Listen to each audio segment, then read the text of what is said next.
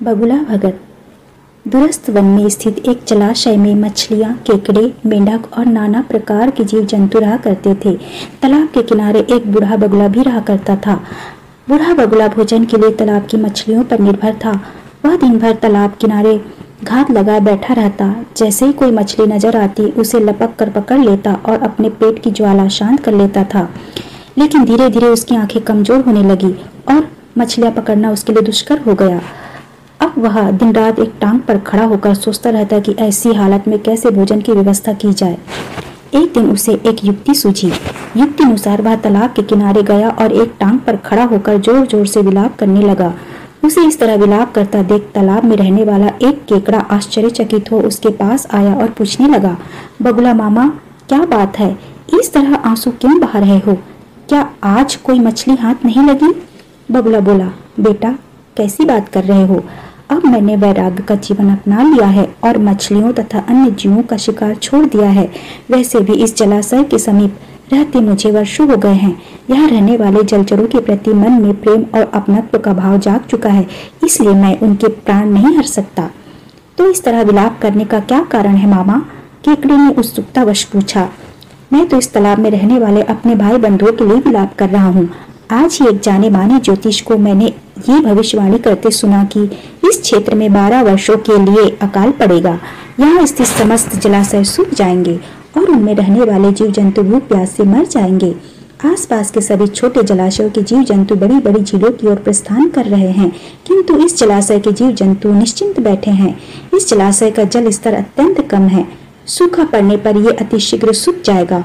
यहाँ के रहवासी सभी जलचर मारे जाएंगे। यही सोच सोचकर मेरे आंसू नहीं थम रहे हैं। बगुले की बात सुनकर केकड़ा तुरंत तालाब में रहने वाली मछलियों और अन्य जलचरों के पास गया और उन्हें बगुले की अकाल संबंधी बात बता दी। ये सुनना था कि सभी जलचर बगुले के पास जा पहुंचे और उससे इस समस्या से निकलने का उपाय पूछने लगे। दुष्ट बगुला तो इसी अवसर की ताक में था। वह बोला, बंधु, चिंता की कोई बात नहीं है। यहाँ से कुछ ही दूरी पर जल से लबालब एक बड़ी झील अवस्थित है। वहाँ का जल अगले 50 वर्षों तक नहीं सूखेगा। मैं तुम्हें अपनी पीठ पर लाद कर उस झील में छोड़ाऊंगा। इस तरह तुम सबकी जान बच जाएगी। बगुले की बात सुनकर सभी जलचरों में पहले जाने की होड़ लग गई और वे बगुले से अनुनय करने लग गए। बगुला मामा, हमें वहाँ पहले पहुँचा दो। ये देख बगुले की बाछी खिल गई।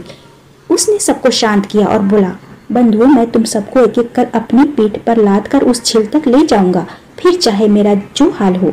आखिर तुम सब मेरे अपने हो। उस दिन के बाद से बगुला प्रतिदिन एक मछली को अपनी पीठ पर लाद कर ले जाता और कुछ दूरी तय करने के बाद एक बड़ी शिला पर पटक कर मार डालता। फिर छक कर अपना पेट भरने के बाद दूसरे दिन दूसरा शिकार अपनी पीठ पर लाद कर चल पड़ता। ऐसे ही कई दिन बीत गए। बगुले को बिना परिश्रम के रोज एक मछली का आहार मिलने लगा। एक दिन जब बगुला तालाब के किनारे गया तो केकड़ा बोला, बगुला मामा, आपने सूखा पड़ने की बात मुझे सबसे पहले बताई, किंतु अब तक आप मुझे बड़ी झील लेकर नहीं गए। आज मैं आपकी कुछ नहीं सुनूंगा। आज आपको मुझे ही लेकर जाना होगा। बगुला भी रोज मछली खा कर उब चुका था।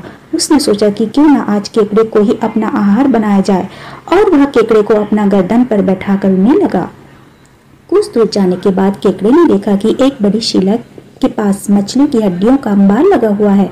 उसे संदेह हुआ कि हो ना हो ये सब बगुले का ही किया धरा है। उसने बगुले से पूछा, मामा, और कितनी दूर जाना है? तुम मुझे उठाए थक गए होंगे। शिला तक पहुंचने के बाद बगुले ने सोचा कि वास्तविकता बताने में कोई हर्ज नहीं है। उसने केकड़े को सारी बात बता दी और बोला, केकड़े, ईश्वर का स्मरण कर ले, तेरा अंत समय आ चुका है। अब मैं तुझे भी इन मछलियों की तरह इस शिला पर पटक कर मार दूंगा और अपना आहार बनाऊंगा। ये सुना था कि केकड़े ने अपने नुकीले दांत बगुले के गर्दन पर गड़ा दिए। बगुले की गर्दन कट गई और वह वहीं तड़प कर मर गया।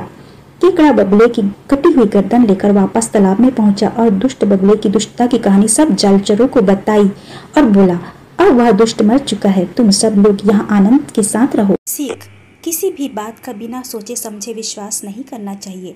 मुसीबत में धैर्य से काम लेना चाहिए।